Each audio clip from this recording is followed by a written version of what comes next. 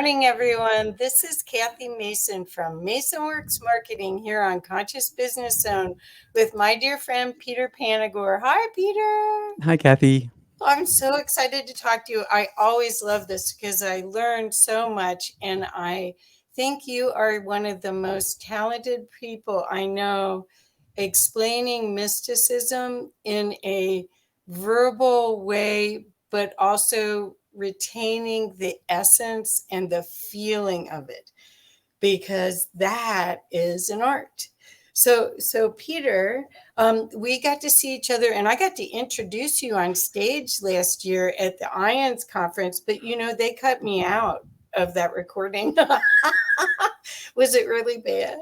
No, I don't know. I'm not in the post-production room. I don't know. I went back to go see how I do what I did, because I remember it being great. And they cut me out. But anyway, Oh, well, you're not sorry. cut out. Thank goodness. But anyway, so I love Peter's work, and I hope that everyone that hasn't met him through my through Conscious Business Zone will begin to understand my adoration for his work, because he's in the system as well as out of the system, which I want to be. He's in this world, but not necessarily working from of this world. And and it's there's a joyful playfulness about it that really is unusual for Reverend. Since he's Reverend Peter Panagore,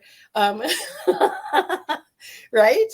So okay, so your journey is, and I'll do the cliff notes, but you are a scholar of the mystical writings and works of many, and you studied that in Yale. But before that, you had a near-death experience in your 20s, ice climbing, and we're not quite sure why you did that. But so for the people that don't know you, do you want to start with, I mean, because all of this expansiveness that you're able to share with us, and for any sensitive people, for them to palpably feel and experience, is started from that near-death experience, correct? Yeah, that's when I got really magnified, but it really started many years before that. I've kept private to myself. As a child, I was a natural-born mystic, and I had a series of events starting at 5, 6, 5 and 6, and then 18 and 19, and a couple of them when I was 19. Wow. So I had 5 or 6 before I had my NDE, but the way that my NDE ended was that I chose to come back, and it was only after I came back that I had any real understanding in my head about what those messages and those vision experiences meant. They left a lodging in my soul. They left a divine energy, access portals in me that never went away. And so I'd been being steered, guided my whole life, not understanding why me. And then in my NDE, it was those things on steroids. It was massively larger. And I came back after my NDE an entirely different person. And from the moment I came back, I lived between worlds. Most of me, for most of my life since then, was up above, and a small amount of me was here. And it was very difficult to live in this world. But I found that in order to survive here, I had to find a way to balance being between the two worlds. I should say that I was raised Roman Catholic and Greek Orthodox, to address the reverend issue in the room. I was raised Roman Catholic and Greek Orthodox, both mom and dad kind of thing, and both churches, and went to Catholic school, read the Gospels at the Catholic boys' school, had my NDE also at the Catholic boys. I'll leave that story aside. Okay. Also, after my NDE, Jesus read like an entirely different person. He sounded to me like a near-death experiencer. All of my religion vanished. All of my expectations about the world vanished. Everything about my understanding of what I thought I knew was gone about the divine, and it was an experiential aspect that in a reduction was carried back with me, which forced me in this world to find a way to try to open a channel inside myself to the divine. And so, how was I going to do that and earn a living in the world? Long story short, I hid inside the church. I lied at my ecclesiastical council when I told them that I was a believer, and I wasn't a believer. I'm not a believer. This has nothing to do with belief. It has to do with divine energy and the presence of it in my life and the cultivation of it in my life and the experiences of my childhood and my near-death experience. So I was a United Church of Christ minister for a long, long time, 20 years almost. There's social justice. They ordained women in the 1800s before they were the United Church of Christ. They ordained gay and lesbian people back in the 90s. It was very progressive, social oriented, a lot of homeless work and work among the poor, that kind of thing, but not a mystical bone in their body. I found that the energy that I carried back with me not only drove me into the divine in my interior, where I began a practice of Kriya Yoga and continued my centering prayer practice, but it also brought this opening space, a heart for the world. And before we went on air, we were talking basically about the heart for the world, to being in a space of love inside ourselves so that that love just becomes a radiance around us. And that became my pursuit as trying to become a channel of the divine. And I'm bringing that up now instead of telling you my near-death experience story because it's all over the place. It's an international bestseller in Audible, and it's going to be made into a movie, and you can see it on YouTube. And I tell the story all the time, and I get into a zone when I tell the story. I get into a channel flow, and I'll tell some of the story, but you can see it elsewhere. I'd really rather talk about more important things than what happened to me. I'd rather talk about the impacts in my world and myself and how that interacts with the world and what's going on in the world. Is that too much of an answer, Kath? Oh, that's perfect. So that was one of the reasons I was so excited that you said yes when I asked you to come back, because I really feel that there's a interesting phase that we're in right now that's calling for people to practice, to be empowered, to choose. I saw something last week. Someone said, I miss COVID. They missed the the lockdown. Right. And it's like, well, I can sort of understand that because life was so calm and the inner work was easy to do because there was less distraction out, and we came out of it, and it's just been, this falsehood and this falsehood and this realization that that's not real and only love is real. Love is real is really the overall arching realization. But what's been fascinating is watching as people are searching to reconnect to that knowing and what they're doing to be empowered with that, because you can only read so much. It's a feeling. This is all it's visceral feeling for me. I feel down to my cells the energy of possibility and excitement and curiosity. And when Jesus said, "Let them be like children," that's what I want to be. The other thing I wanted to say real quick is I was a member of United Church of Christ here in Boulder. And our group was mystical. Oh, cool. I have to tell you. So, and I was Nice. born and raised Jewish. And when they made me a member, they said I was a Jew on a spiritual journey. And it was okay.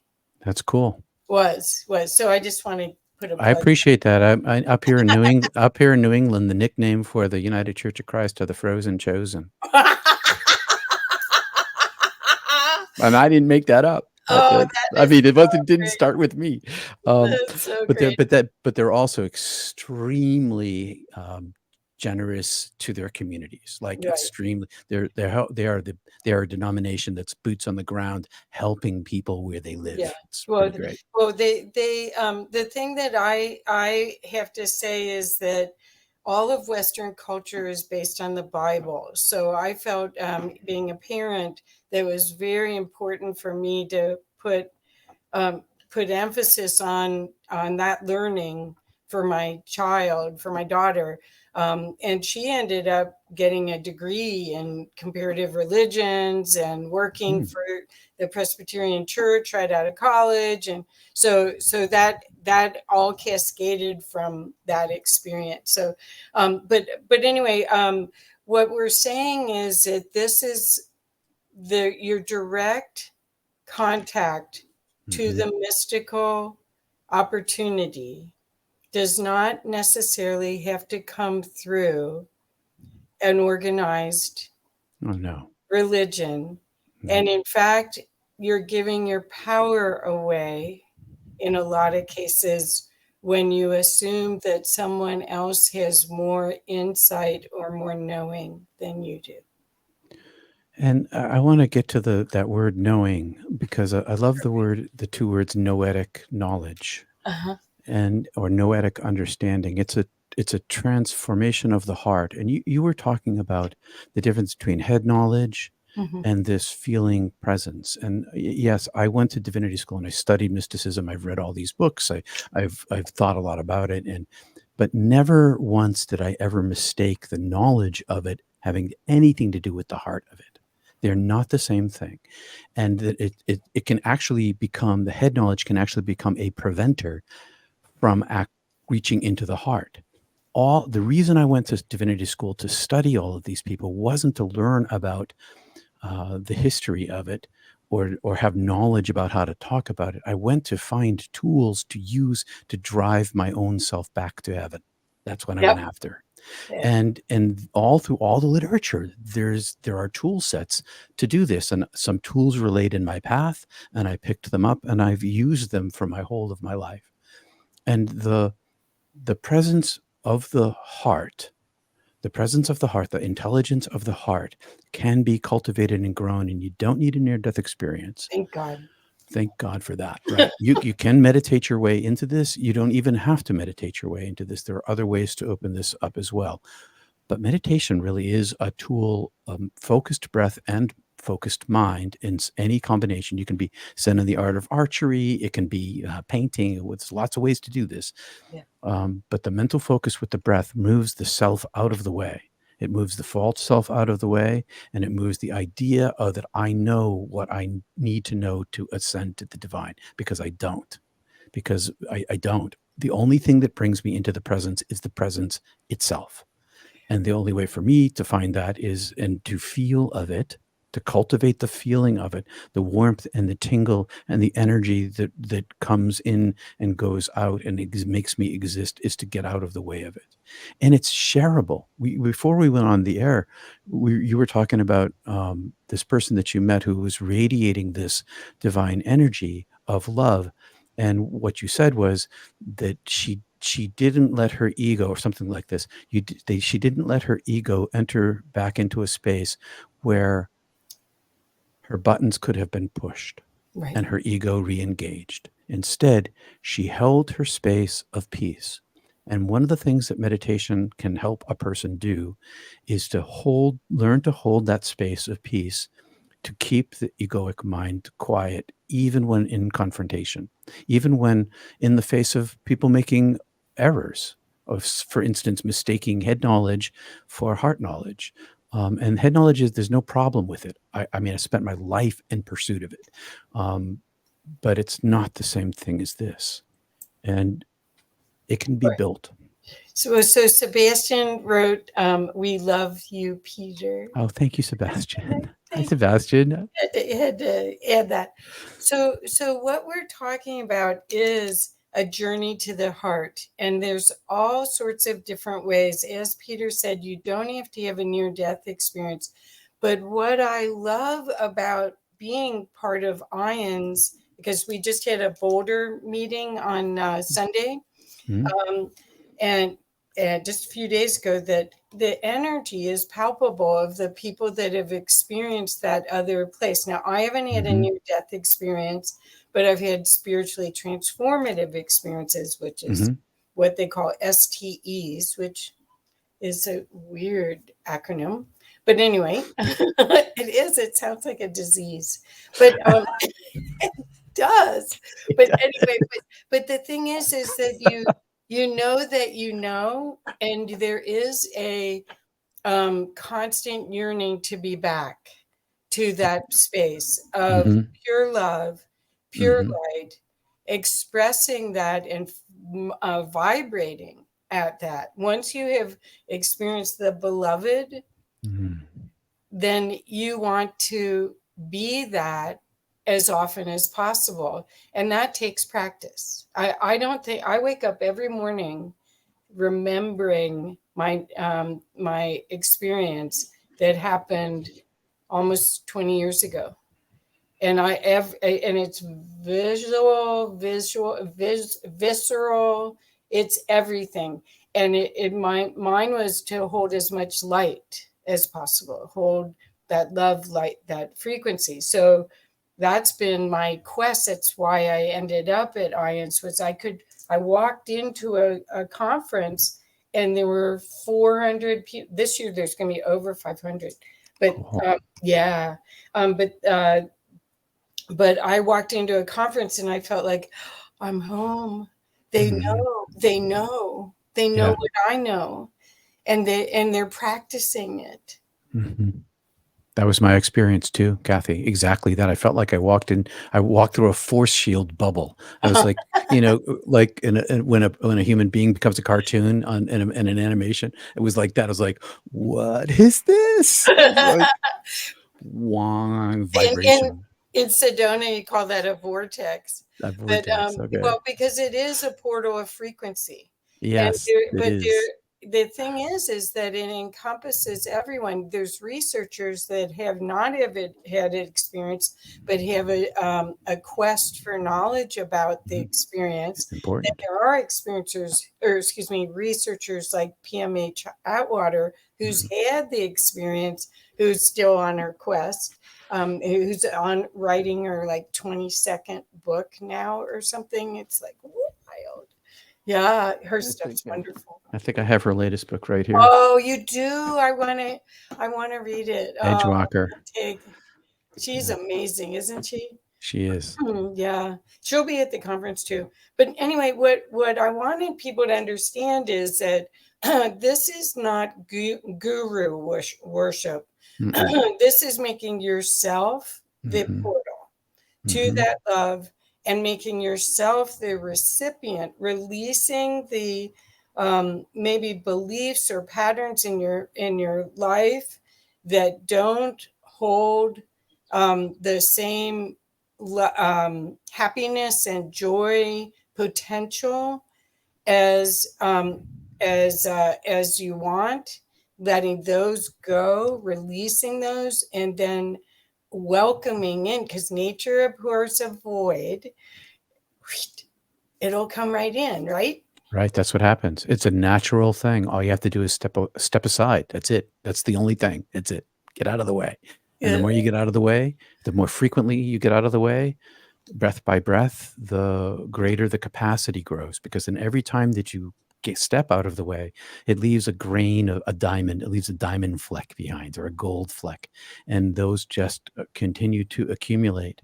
And the more that they accumulate, the more space there is. The more space there is, the more presence of the divine there is. And then it's not so much about trying to manipulate the divine for my own ends, as it is to allow it to manipulate the world from my end. That's right. That's right. Well, you're expanding consciousness from all of your experiences. If you surrender to it, you get to expand and experience more of that, because it's like, okay, game on. We got a player here.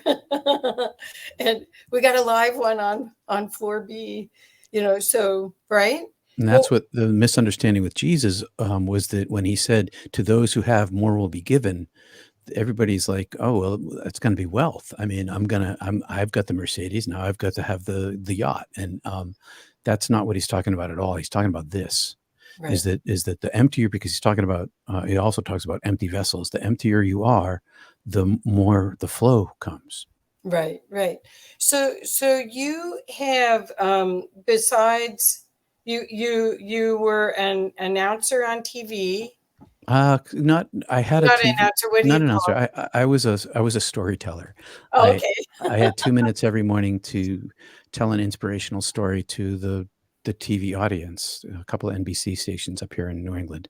And just before the weather, I had 240 words. And I had an FM show too, simultaneously. It was a really great gig. They didn't put any restraints on me. I'd finished my church pastorate. There's a huge embezzlement and all this, kerfluffle. And then I came out as an NDEr to my church when this was all over. And then I got recruited to TV and radio, mostly TV. And I did that for 15 years. And it was really fabulously fun, I gotta say. The crew at the TV station never treated me like a reverend, which was the best thing possible. They treated me like one of the people who worked there. It was really, and there was a good morale. So there was no sort of projection of of your inner minister on me. And the audience, I learned this. What I learned this, one of the things I really learned when I was in TV was that I meditated before I wrote my scripts, the stories, and then I meditated before I went on camera, and I'd had this lifelong practice of Kriya yoga and meditation, and I discovered that through the microphone and through the lens, this divine energy can flow. And I was just shooting this out there that every time I got on camera, Yep. but not telling anybody I was doing this, because we're still keeping all these secrets, these Yeah. things private, and would start getting letters back from the audience.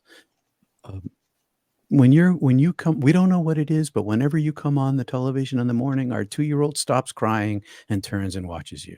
Yep. Or, and my dog who comes and sits and watches the television, or some stuff like that. And and then I realized that if one practices stepping aside and creating a channel of the divine inside oneself, then one impacts the world in a experiential way. Yeah. And then I started Not Church, which is Not Church Mysticism, the purpose of which is some deconstruction. It's on YouTube, deconstruction of Western Christian thinking, but with an aim through mysticism. But really what I'm trying to do in that same venue, as trying to do right here, right now, is to step aside and let the energy flow, because no matter how articulate or knowledgeable a person is, ultimately it can't ever be said. And this has been the problem of every mystic, from Muhammad to Jesus to Lao Tzu. Everybody's got the same problem, that they can't ever contain it in words, but you can have the presence inside yourself and show the presence to other people, and they can see it inside themselves because it is inside them. People resonate with this because it's already there. I feel like I am, and this is a feeling thing, not a thinking thing.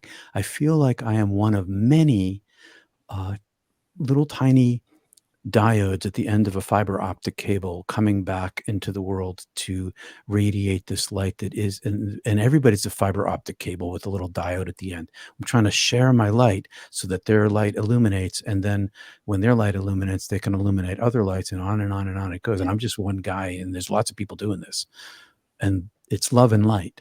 It's love and light. Yes.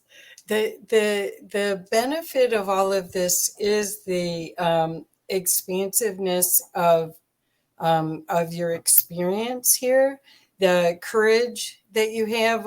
You seem to, or I'm saying you, but it's all of us, get a chance to see the best case scenario and create that. Most of the near death experiencers that I've had the privilege to either talk to or be with, their superpowers clicked in after that experience, and they're incredibly brave, uh, need to share the experience and need to share what they saw.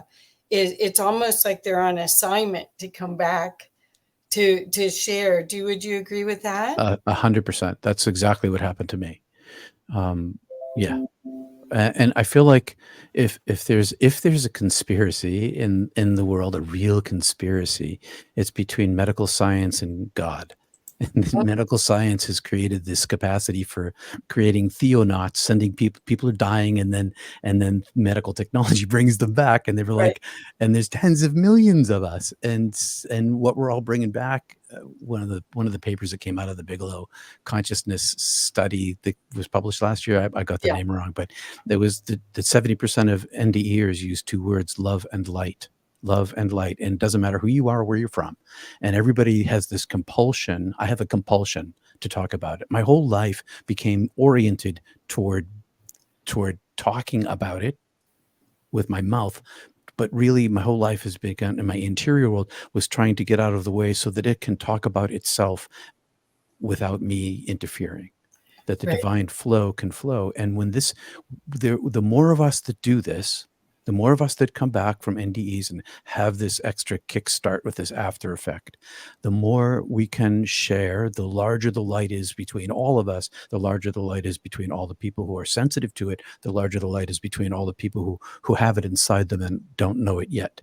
And it's like a big bubble expanding and getting bigger and brighter. And it's coming at a perfect time in human history, I have to say. Yes. Not a moment too late. Well, we're seeing that some people call this time the inverted matrix, where you can't tell what's true and what's not true, and Yeah, it's all mixed together. Like, even if there is truth, that's true. it's so this is actually a way to navigate all of that, is Oh yeah, through this it's the only way, reconnection. Yeah. because this connection has nothing to it has nothing to do with my physical body. I use Right. my physical body and my mind to create this connection, but I am not this thing. I've known that I've not been this thing since I was 5. When I came back from my NDE, I was really not this thing. And and the only orientation that I have, and I keep talking about myself because I can only talk through my experience. I can talk about other people's experiences, but I don't, but mystics only teach what they know. That is like one of the things that in the history shows that they only teach what they know and they don't teach what they don't know. And so that's why I teach this way. So this energy connection that I've cultivated inside myself that brings heaven to me here and now multiplies itself among others who are also doing the same thing, so that the bubble gets bigger and bigger and bigger. And we have this opportunity now that we've never had in the history of the world. There have always been near-death experiencers. It's in the literature going back centuries all over the world, to ancient times. And there's always been mystics. But now there's tens and tens and tens and tens of millions of us. And so there's this big awakening that people have been talking about for a long, long, long time. Yeah. And now here it is. Yes. Well, and Yahoo, that's, I think, why we're here, but why we embodied at this time. And I always say we stood in line to get these bodies to be here right now, to be a part of this illumination and up level. But there is a lot of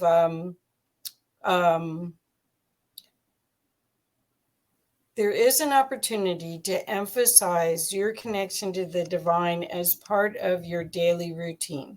Oh, yeah. And that's what you're going to be presenting a workshop at the IANDS event about the way that you connect. And in a few moments, I'll show that website and we can look at it. But could you share about how you were inspired to use that practice, the practices that you use to stay connected every day? And is it a morning routine, or how did that all come about? Well, I've been at it for a very, very long time, and so there's been a lot of routines in the way that it's been integrated in my life. I I came back from my NDE with divine energy as myself, and when I was studying mime. Okay, so part of one of my classes was in mime, and Marcel Marceau's school. My teacher had been in the larger school of Marcel Marceau, who taught Hatha Yoga, who showed me this teacher showed me how to find my prana and chi, which was nobody else in the class knew what he was talking about. For me, it was this big, huge experiential thing. I was in a yoga posture, and he's like, move the energy into your palm, and then stretch it out. I'm like, wow. I feel the tingle. I feel it. I feel like my self is stretching with my arm raising.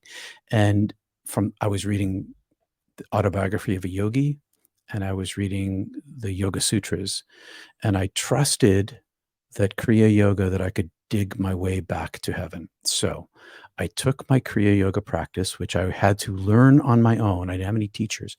I figured that the chakras, if what they're saying, I was a Orthodox Catholic kid, I didn't chakras, but if what they were saying was true, and that I could create myself into an empty vessel and carve my way back to heaven, then I wouldn't need to know anything about them, the chakras. I could just follow basic practices, and I regularly followed basic practices with my mental focus and my breath in two ways. I began by just breathing into my root and back up again. I had a centering prayer practice at the time, just repeating over and over and over and over again my prayer, my mantra, with my breath up and down and up and down and up and down. And when my mind wandered, I would pull it back. And then I incorporated Kriya Yoga into this in my Hatha Yoga forms, running the energy up my legs and down out my head. And I found that the more I practiced, and I would practice meditation every morning for 20 minutes, and that developed into an hour of yoga followed by 15 minutes of meditation, because I always found that my powers of concentration and energy focus were stronger after my yoga practice. So that's when I would do my meditation. I did it every day. And then when I had kids, I had to stop with the yoga because I didn't have enough time. And then I brought it back in again. And so it hasn't been a one steady line. It's been a collection of groups of time, and with always threads running through it. So I always could practice some form of meditation, throw yoga back in, always practice some kind of meditation. Consistency is the avenue to walk.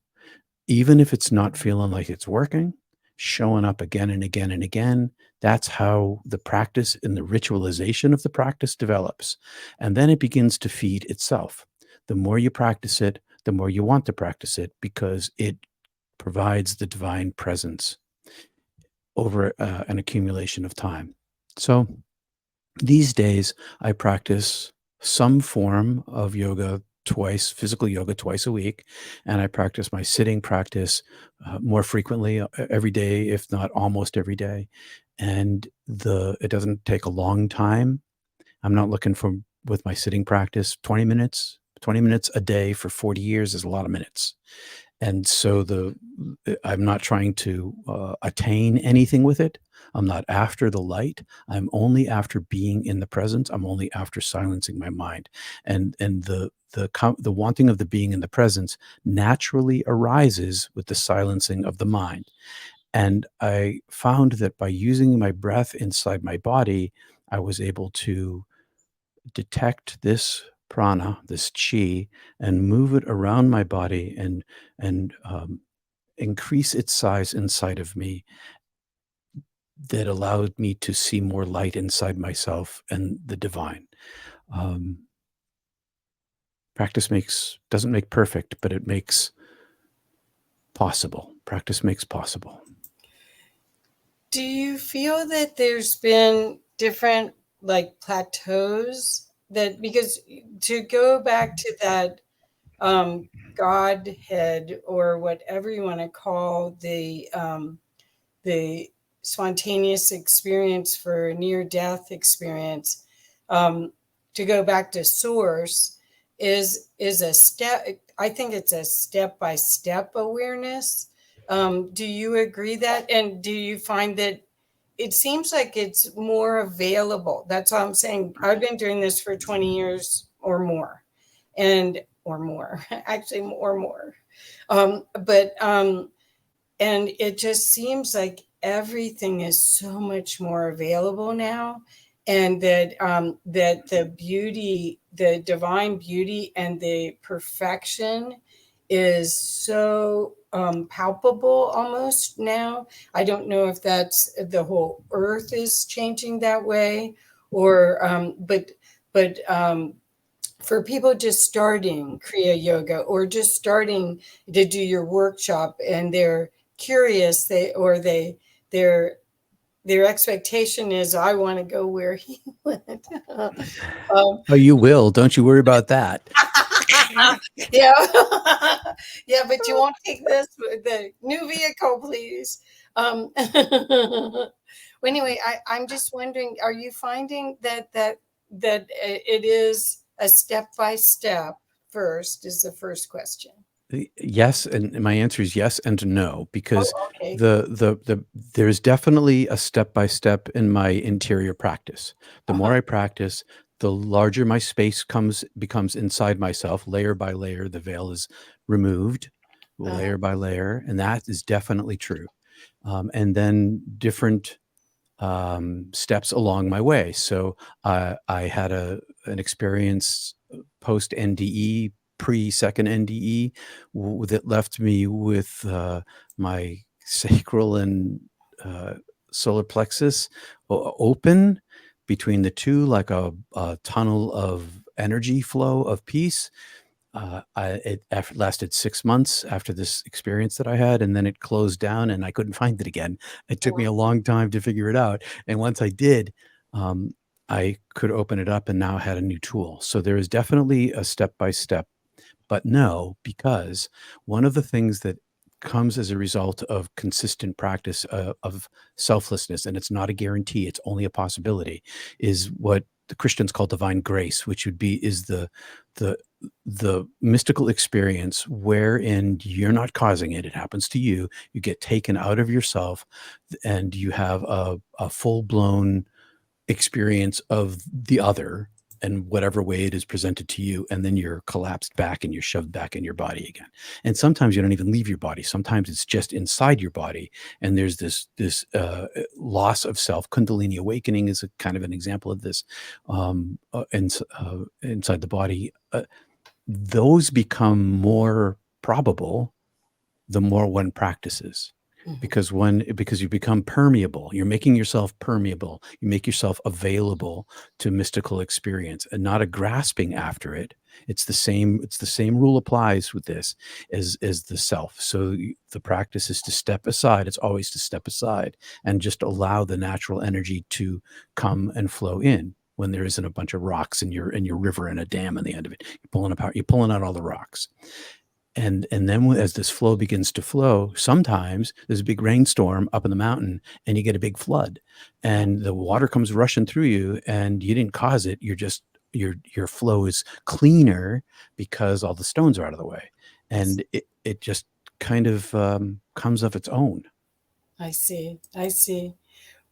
So there's, there's a opportunity to start clear and clean and release, and that may be forgiveness practice. All of those things all affect the energy flow, but the awareness of it, or the awareness of the blocks, come in the silence of the practice. It does, and it creates and so what happens in that case in terms of levels, so you have this experience. Say you're on a ladder and you're on third rung, and suddenly you're on the 12th rung. You're like way up here, and then it ends, and now you're back to the third rung.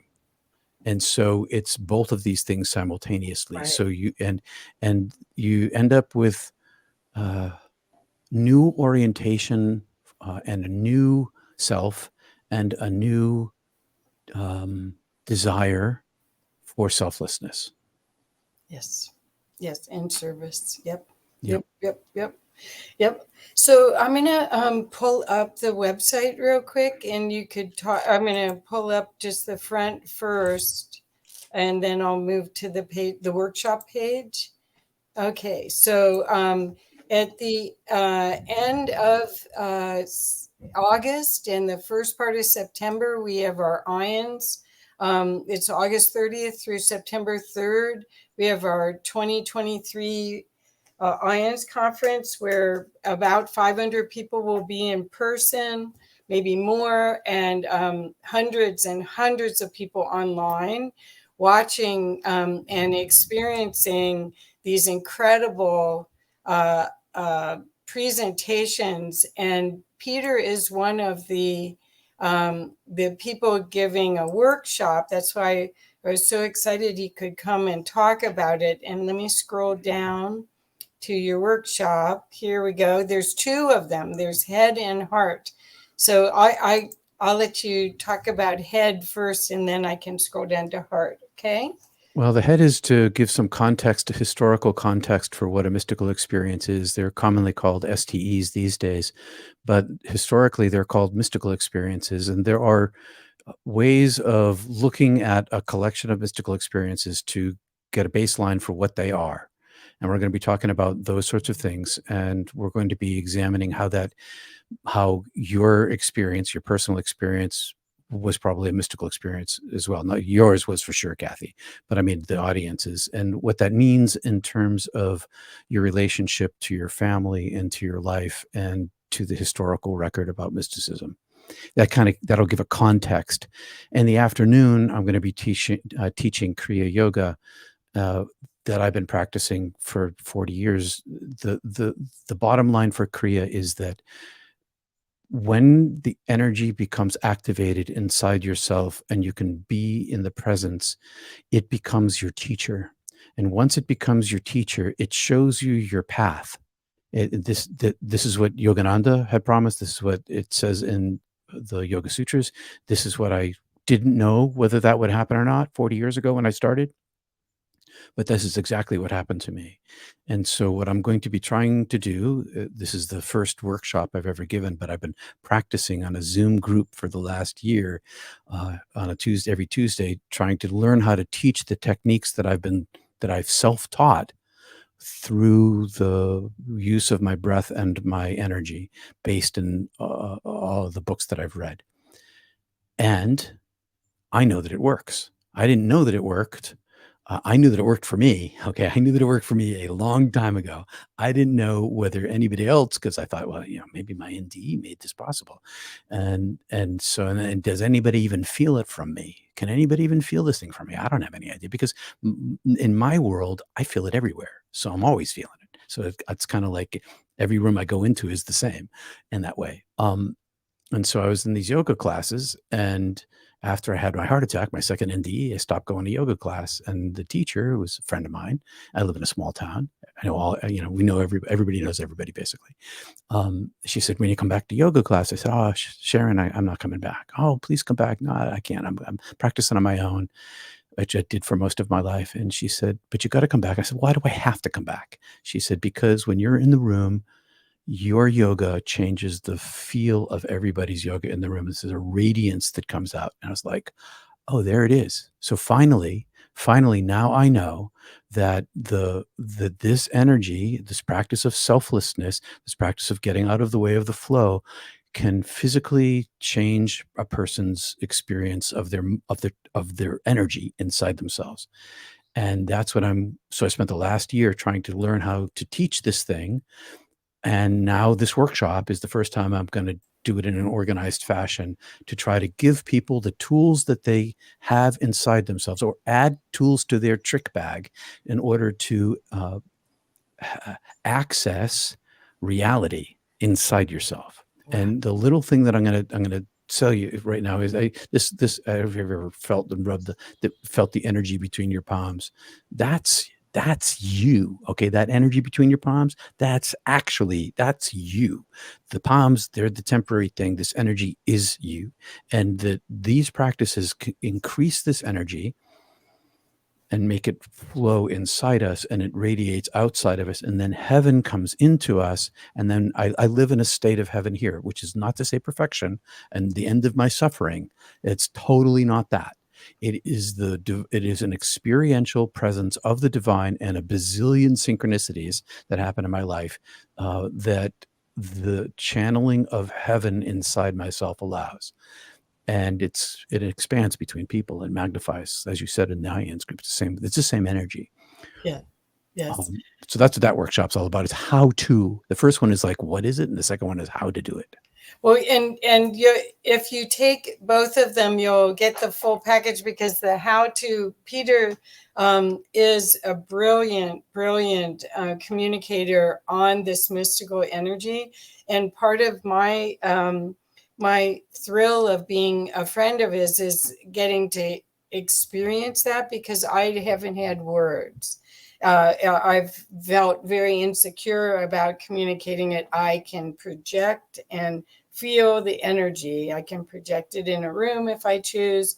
I can do that, but I didn't know how to talk about it. I just did it. and so by going to the first one and learning the articulation of it, and that's an experience in itself. It really is. Knowledge does turn into an experience, and that's what we came here to have, experiences. We do. And I'll add to that it creates a bigger space inside oneself, and that there's the vastness of the interior world supersedes the vastness of the exterior world. That's right. And the cultivation of the divine energy inside yourself, not to grasp it for ownership, but just to be in it, creates well, you get to see the cosmos from the inside out. I believe that we're projecting this from there, and that the bigger you get, the more you get to see how to tweak it. I would make myself a little taller if I could, but I mean, when you think about it, this is really the biggest game ever that we could play with the divine and with consciousness, and the biggest the best way to make conscious decisions for your life, your business, everything that you do here on planet Earth, is to experience it from that expanded state, and work in conjunction with the divine. Good word, conjunction. Yeah. So what else is happening with you? You've got a movie coming up, and Yeah, how's that going? I it's haven't going heard of it. great. Well, it's going great. After 3 years of heavy critique through these producers, I'm one chapter away from finishing my job, and then it's off to the races for them, and I'm super psyched.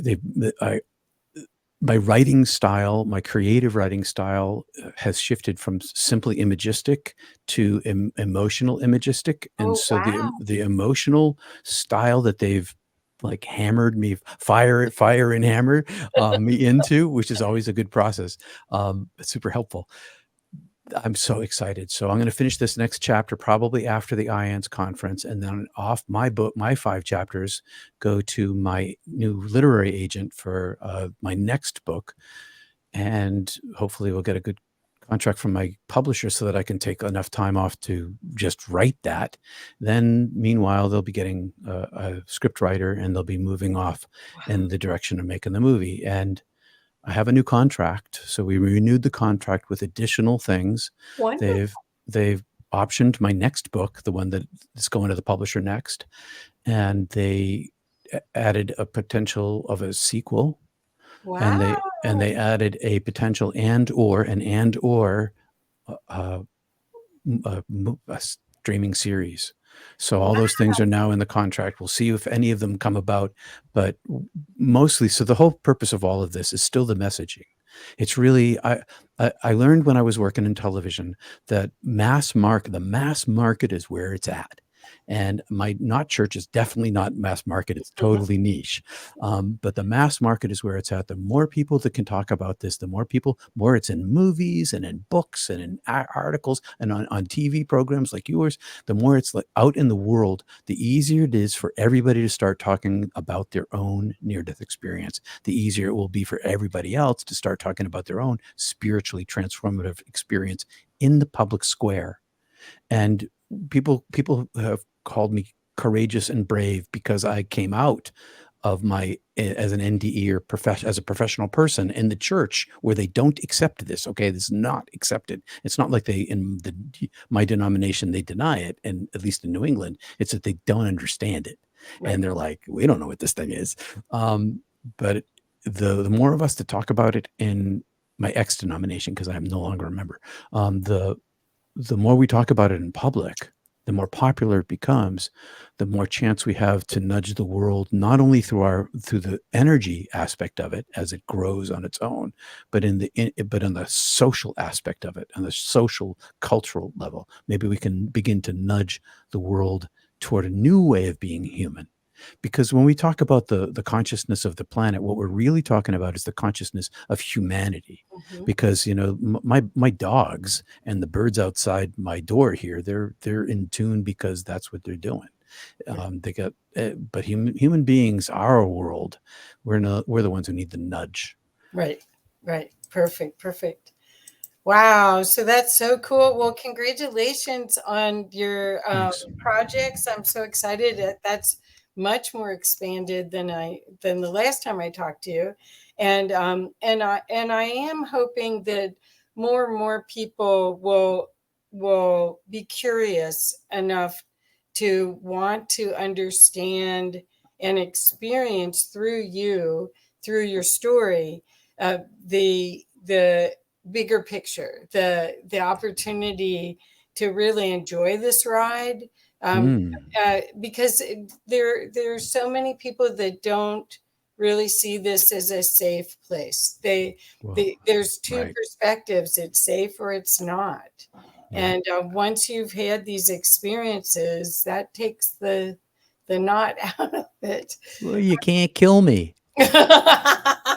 You don't die. I don't die. It's Yeah. like Yeah, that's so great. So, do you have anything else to, oh, he says, I want to be in the movie series.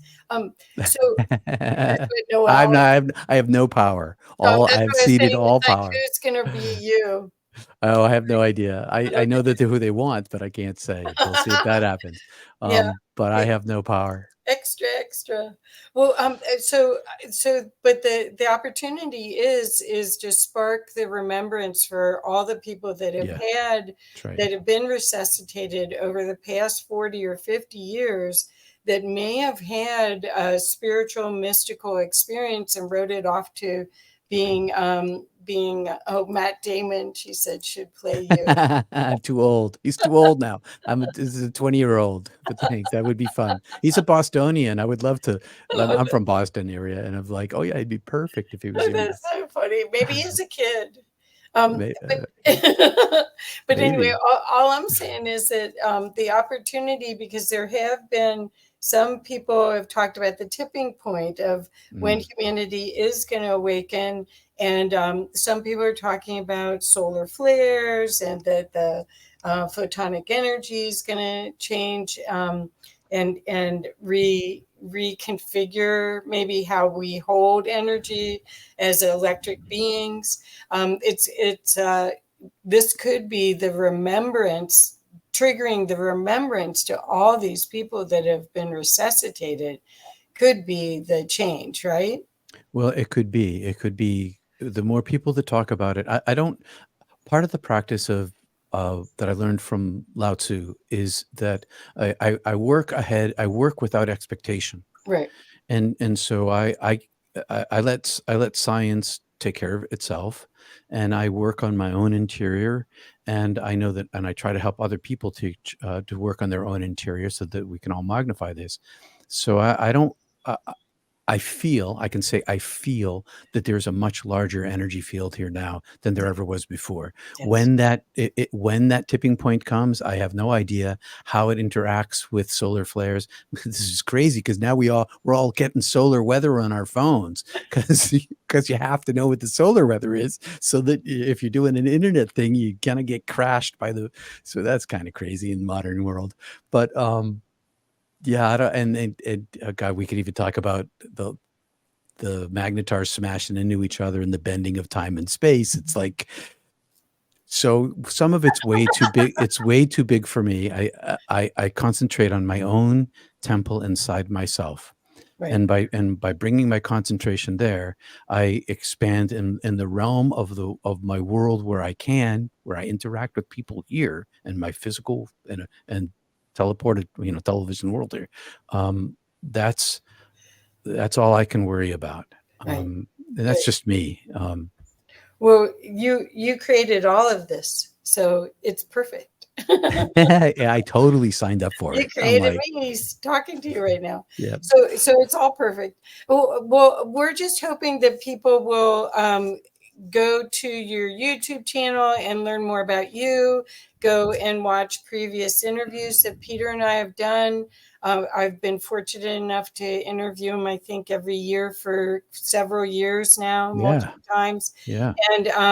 And also come and look at the conference.iands, IANDS.org site and join us, whether it's online or in person. It's in Washington, D.C. region right now this year.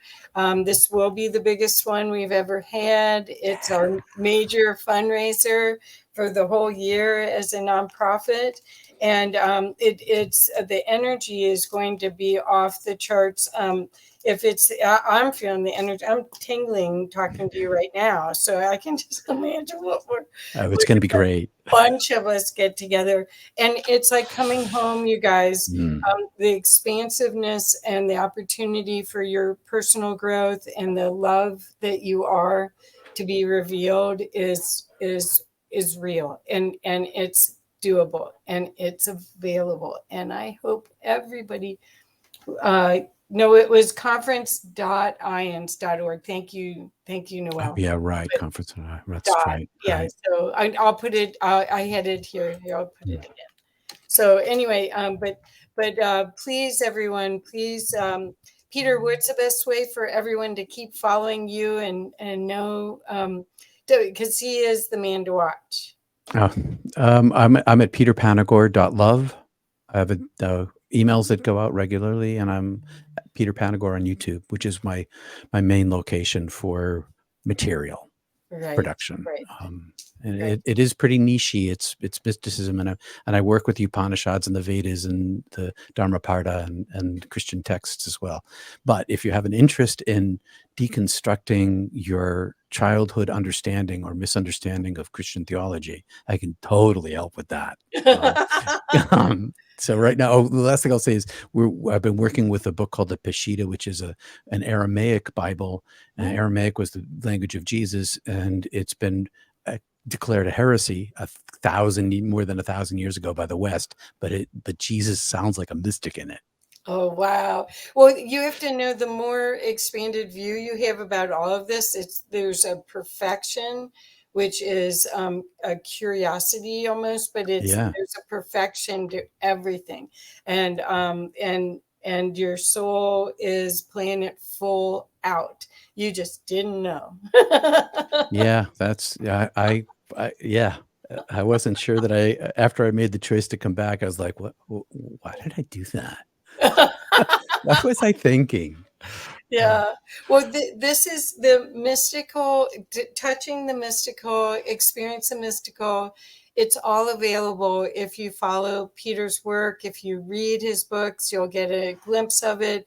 If you follow his YouTubes, if you go to No Church on Sunday mornings, you'll see that this whole opportunity to live an expanded, happy, creative life. Yeah, creative life is just a couple steps away. Right. It's right inside your heart. Yep. Thank you, dear. Thank you, dear. Thanks for having me, Kathy. Always a Thanks. pleasure. See you in about a month. Yeah, see you soon. See you, Yeah. everybody. See you there. Yeah, see, be there, be square. Thank you, everybody. Bye-bye.